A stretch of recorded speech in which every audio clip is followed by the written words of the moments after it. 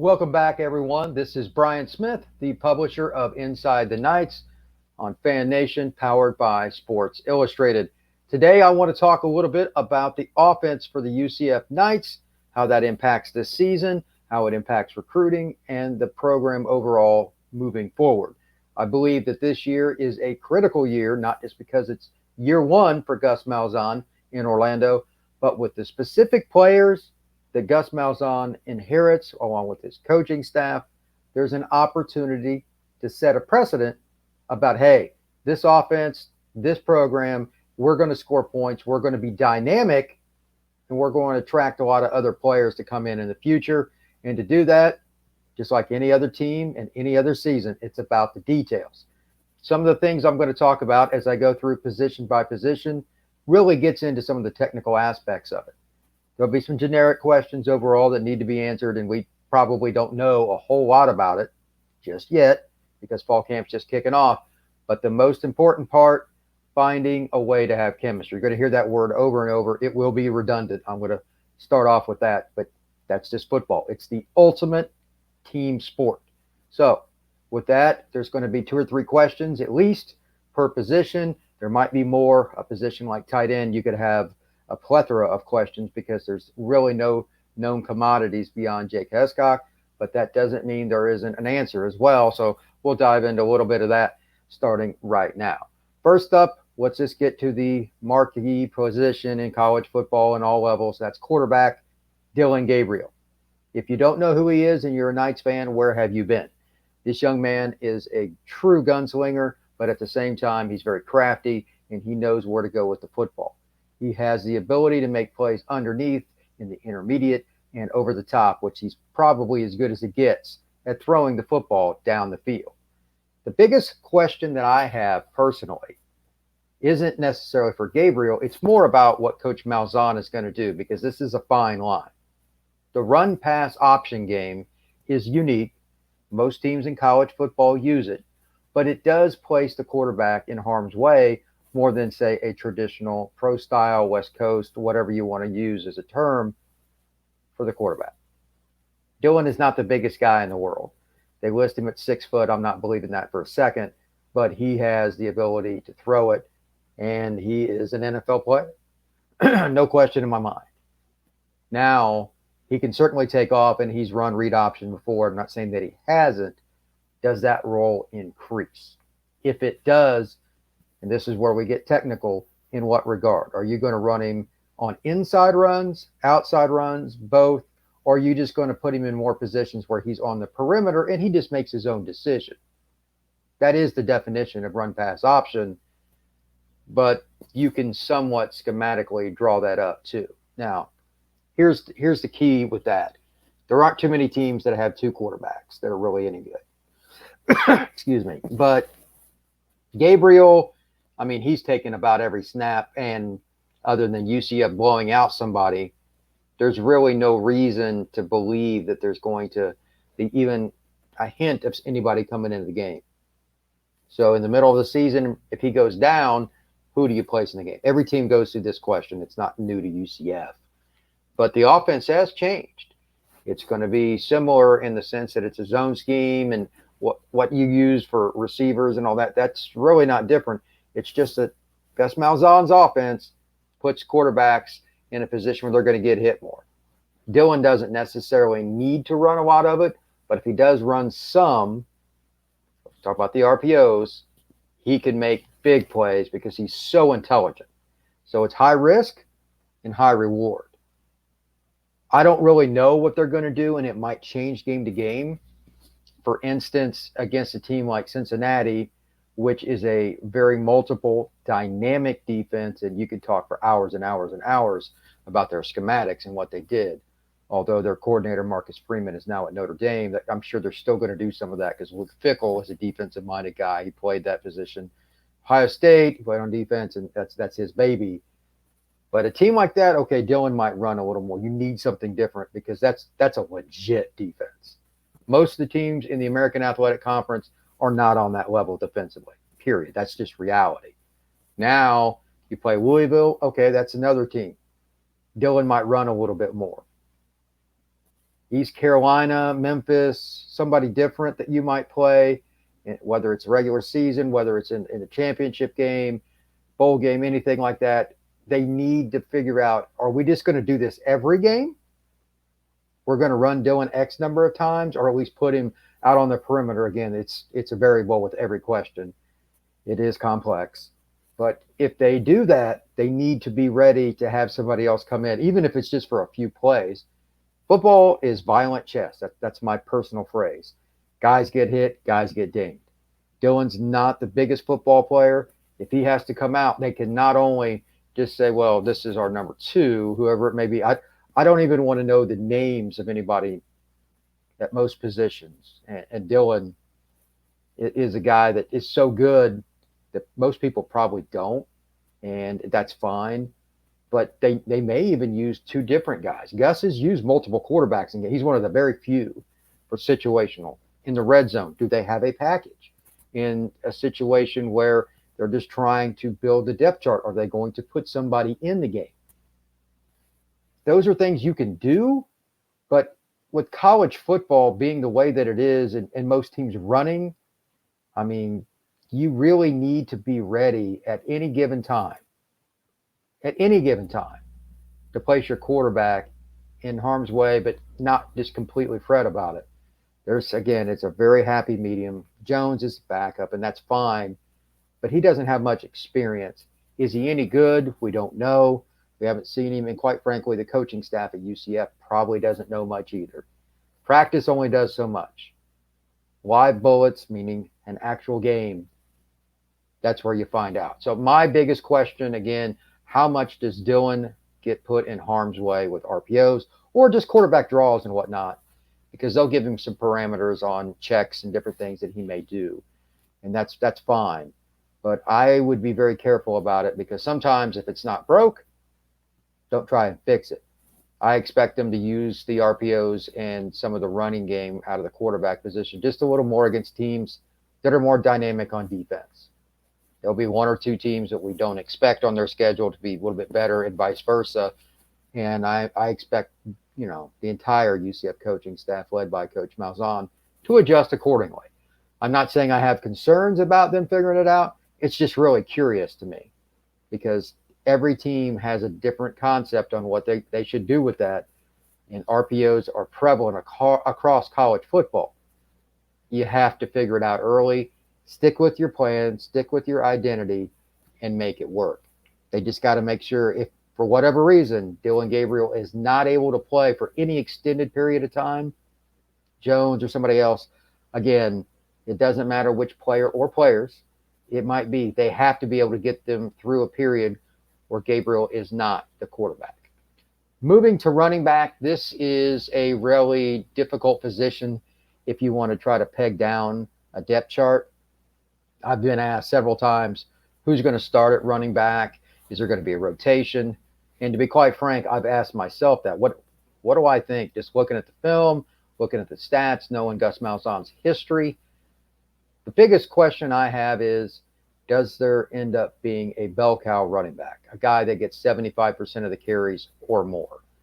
My first initial guess is no, but that's through the games, say 1 through 4. By game 5, I'm going to guess there's a running back that at least gets 60 to 65%, if not that 75% mark, and then they use other players accordingly.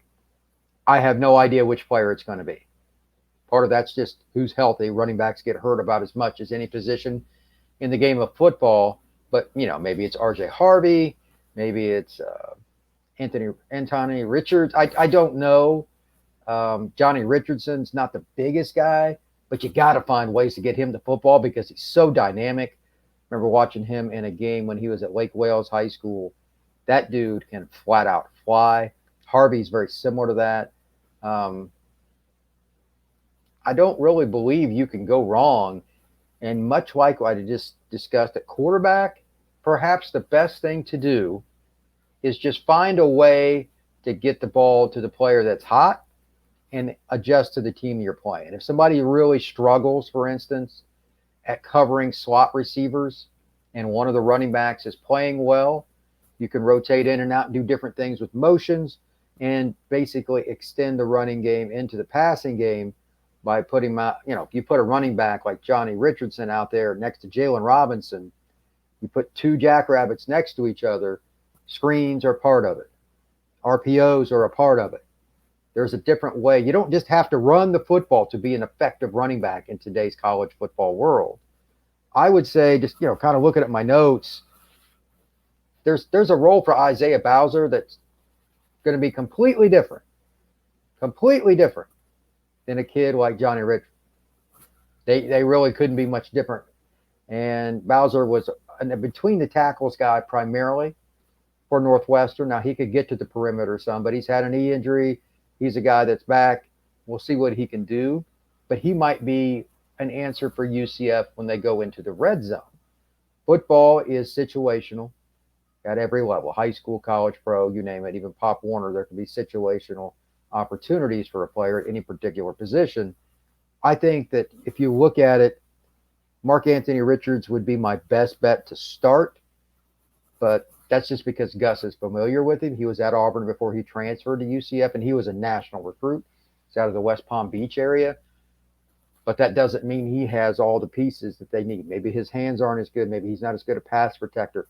It is extremely technical and extremely important, especially in regards to that last part.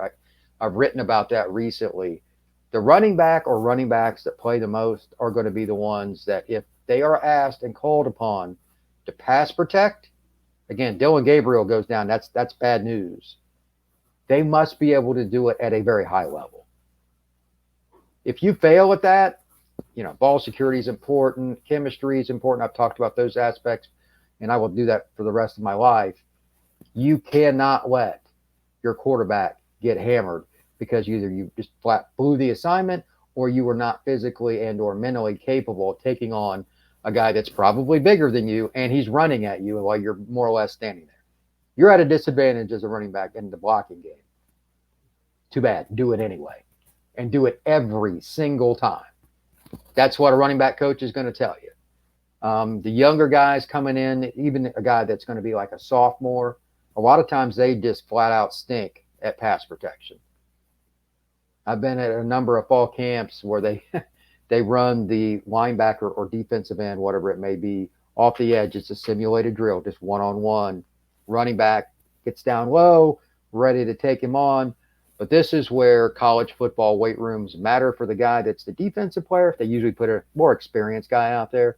Then you get a freshman or sophomore that's the running back, and he flat out gets hit, and it looks like a Mack truck hitting a gnat. It's guys that are great running backs in high school are humbled really fast. And it's done because they want to say, A, if you can do it, and B, you need to understand this is why we go through what we go through. Because if you just got run over right there, you're about 2 feet away from the quarterback. That's not good. We can't have that. This is why you're not playing. It's a mental game that coaches play. They're going to put guys out there to be challenged. Can Johnny Richardson take on guys in the pass protection game? To a certain degree, but he's not very big. They have to use him accordingly. Now, a guy like Bowser could be in there, even if he's not the greatest receiver. He's a guy that can certainly be a bigger running back there and block. Additionally, they could use Hescock or one of the younger tight ends to help. That's something that's common in college football. That overall is my biggest concern, though. And it's why quarterback and running back, I'm putting them back-to-back in this. Pass protection, protecting Gabriel, that is an aspect of the running back position that has to be addressed, and they need 2 or 3 guys to do it. Here's why.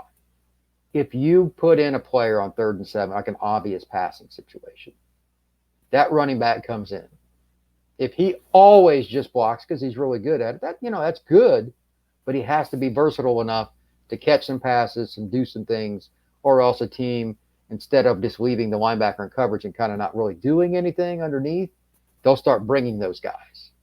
It's just a read that it's part of college football on every level. Again, they will blitz. You don't want extra guys coming and you need to at least make them think, hey, this guy can turn at any time and go out in the flat. You better be careful about bringing a blitz with a linebacker, whether it's delayed or not. They need versatile guys too. So it's a dynamic that's unique. And at the college level, especially with Gus Malzahn's offense, the running back position is going to be fluid for passing situations specifically. I know there's a spider web of opportunities here, but they need guys that can block, they can catch, and they can be relied upon across the board. And it can't just be one guy. They need two or three because they're going to rotate guys because they're going to play tempo. They're going to play fast. It's not going to be a whole lot different than what you saw from UCF in years past, whether it was Scott Frost, etc. Once they get the ball to that first down, and they get a little bit of chemistry, they'll start going. Your running backs are going to get tired. You need to run three guys in some capacity, even if they're not carrying the ball a lot. But can they catch? Can they block? Running backs obviously can run or they wouldn't be in the backfield, but they have to find a way to be versatile with that. And then, of course, just knowing the offense. Everybody's got to pick up the offense. I might as well throw that in. Curious to see how many early season snafus there are with a guy going the wrong way. It's going to happen. Which player shall it be? Now, beyond running back, the position that most people are really excited about is wide receiver, yours truly included. If there's a position in the American Athletic Conference, regardless of team, that has more depth at receiver than what UCF has, I want to see it. From speaking to several people and from watching more film than I care to discuss, I can tell you that this is a very dynamic group. Now, speed is the first thing. From talking to Jalen Robinson at Media Day, etc., he used the word speedster probably 4 or 5 times when I asked him to describe the overall wide receiver corps. And that's fine. They've got guys that are track kind of guys, Jalen included, Ryan O'Keefe, etc. Now they need to find a bigger receiver. That's one question that I have as I kind of look here at my notes. Who's going to be the bound guy? They'll move guys around, and you could even see a guy like O'Keefe, who's not the biggest cat in the world, jump to the boundary. It's usually a bigger corner you're taking. It's a high risk, high reward for both sides of the football. Bigger corner, got a chance to jam the guy, but if he misses, he's probably not going to run with the receiver. Those kind of things you could see, and that's when Dylan Gabriel and that go ball comes in. That's a unique dynamic, but who's going to be the bigger receiver? Now, they have transfers. As I kind of look at UCF in the roster, I don't really know if Jordan Johnson will take that role initially because he could play all of them. Just watching his high school film, he's a very twitchy kid, 6'1". He's out of St. Louis, transferred into UCF from Notre Dame. There's also some other guys that I think could do that. Nate Craig Myers has history with Gus Malzahn. He's very unique.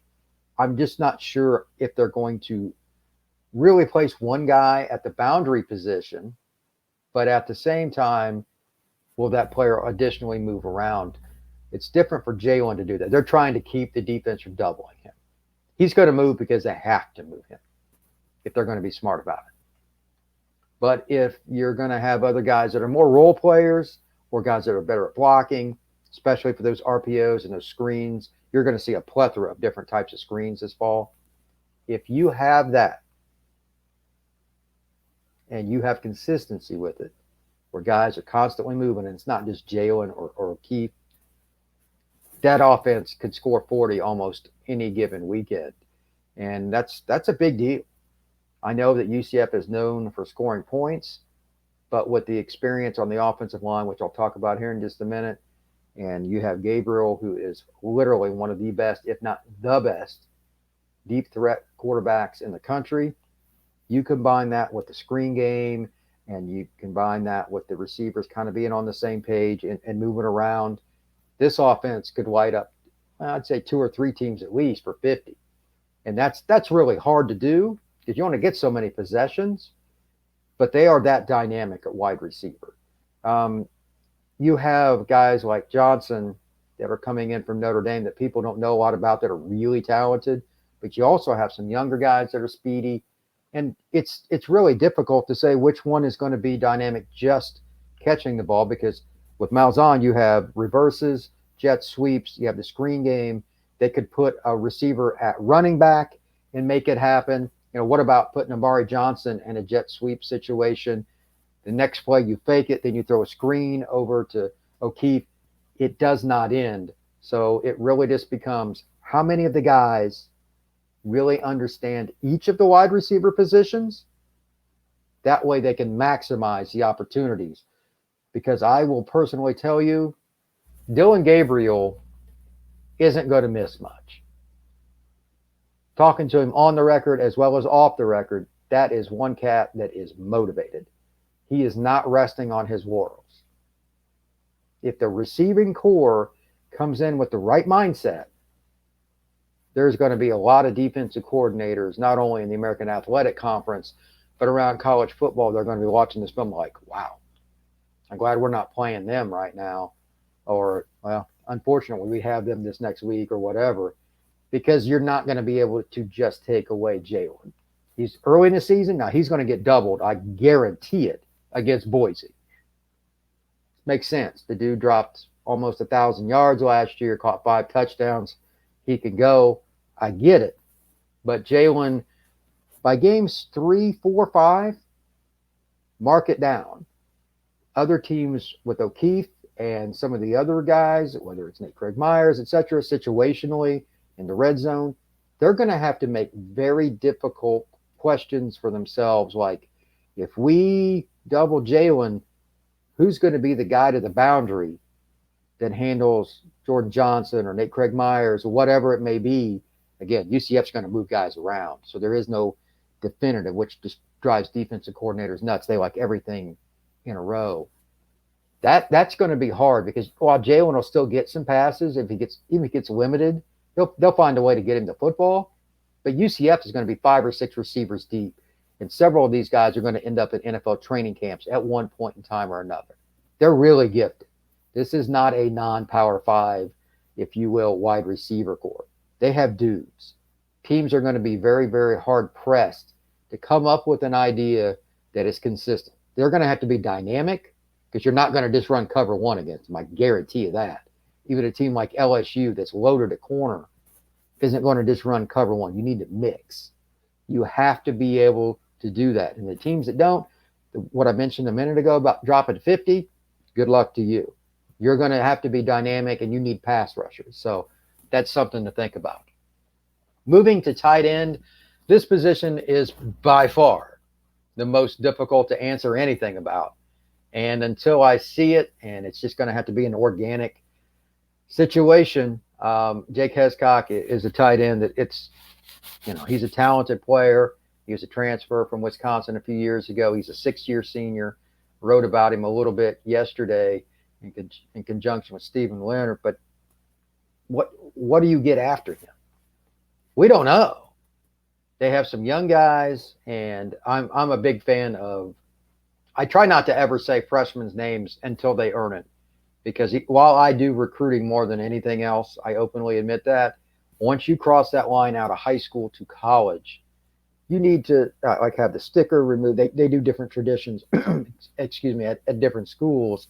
You have to earn your place on the depth chart, even if it's all but given to you. Meaning, hey, we got to have a third guy. We've got 3 tight ends. He's next. Doesn't mean I'm going to talk about you till you earn it. I'll hear something from a coach, from the SID, whatever it is, somebody saying, hey, this guy's really emerged. Then you investigate. I don't know yet, and they're just starting fall camp. Ask me in 2 weeks, number one, if anybody has questions about the depth chart. Jake's going to be the main guy, and if he gets hurt, there could be issues. I'm going to state that right off the bat. They might be in more empty looks if that's the case. But that also means, like what I referred to earlier at running back, you can put him in there and be a running back, be a blocker in certain situations, or another tight end. Do you trust one of your young tight ends to be that? Again, very situational, position specific, and there's extra duties for tight ends. Now, they are so complex. They can line them up at running back, H-back. Gus loves H-backs. Motions, trying to gain a advantage on a perimeter to one side or the other with the motion if the defense doesn't recognize it. Tight end is very important to what Gus Malzahn wants to do historically. Beyond Hescock, which guy or guys pick it up and can not only run the routes, do some of the basics, but can they block? I cannot stress this enough. As boring as it sounds, if the tight ends, and that's why we discuss this a lot, if the tight ends block well on the screens, with the running back. Even if you get it to Johnny and the perimeter, if the first guy doesn't get him, look out. If you get it to Jalen or O'Keefe and the first guy doesn't make the tackle, it's gone. Touchdown. You have to make the first block. The tight end is usually involved with that. Some tight ends just don't block well in space. They're better in line. UCF needs versatile guys that can do both. If they get that group going, even though it's going to be some younger guys and it's probably going to be challenging, it will change the screen game completely. And then the complexity for the defense goes bananas. It's not algebra, it's Calc 4. Because if you're really worried about the screen game, then you have to take players out of the box. And that's when Gus Malzahn's offense goes crazy. Because he runs inside zone very well. He can run power and some other different formations that will work out with how they block. And while I don't have to get into all the technical stuff, when you have a bevy of running backs like UCF does, if you're taking guys out of the box, it can really just stem from how good the tight end is. It's one little piece. That's how technical football can be, though. And I'm not trying to go down that path completely, but please understand, if UCF's tight ends consistently block well on the perimeter, and I'm talking like out of every 4 screens, 3 of them are blocked well, college football teams going against UCF's offense will be placed in a very difficult situation. There are only so many corners and or safeties that can line up against the tight end and get off that block and then attempt to tackle a jackrabbit, as I like to call it, in a guy like O'Keefe. Amari Johnson, yeah, good luck in space. A guy like Johnny, yeah, he's, they run a flare for him, and he's got the receivers and like Hescock blocking for him. Good luck.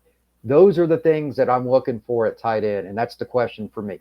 Beyond Jake, who can block in space? Now, next, you still got to get the tight ends the ball somewhere down the field. It's not a newsflash. You have to do it. When and where are they going to do that? This program, for whatever reason, historically, and this before Coach Malzahn got here, did not use tight ends. The tight end tradition here is very low bar. And it's not because of talent. It's just they didn't throw it to him. I think Jake should catch 20 balls minimum, personally, if he stays healthy for the entirety of the season. Does anybody else help in that regard? Could be in an H-back role, could be flares, could be checkdowns. It's still receptions. You still move the chains with it. That's fine. Who's it going to be?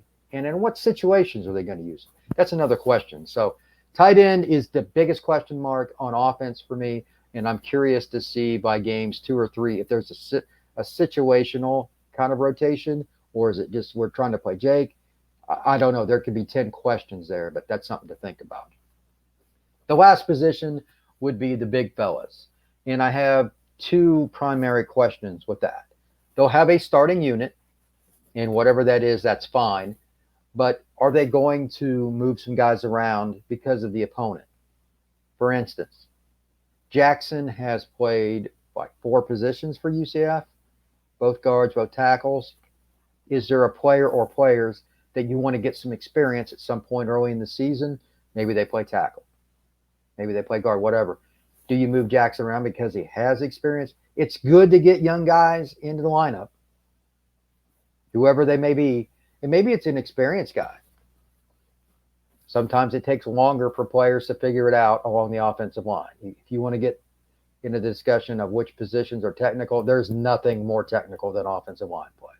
It is a long road to figure it out. And it's a craft that one, even at the National Football League level, never truly gets everything done every single play.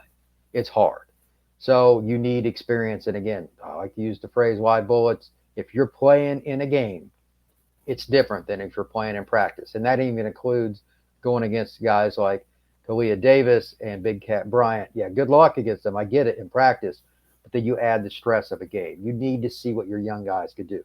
So are they going to transfer from one situation to the next and always, just possession by possession? It's always the same unit? Or will Gus Malzahn and his offensive coaches at least implement 1, maybe 2 players into a game somewhere early in the season to see what they have, to test them? That's number 1. And number 2, kind of stemming from that, is there a player or players that they know and they are developing beyond the 2021 season?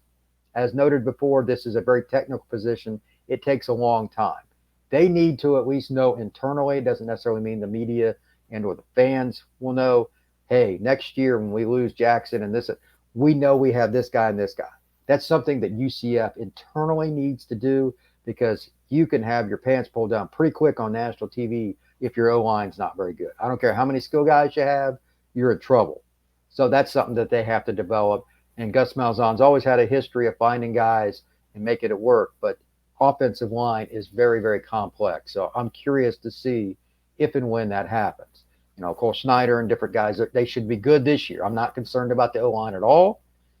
I'm just saying long term, you need that depth. It could play a role this year as well if there's an injury. There's always a chance. As I look at my notes, the first thing that I have, move around, new player, but after that, who plays if you have to?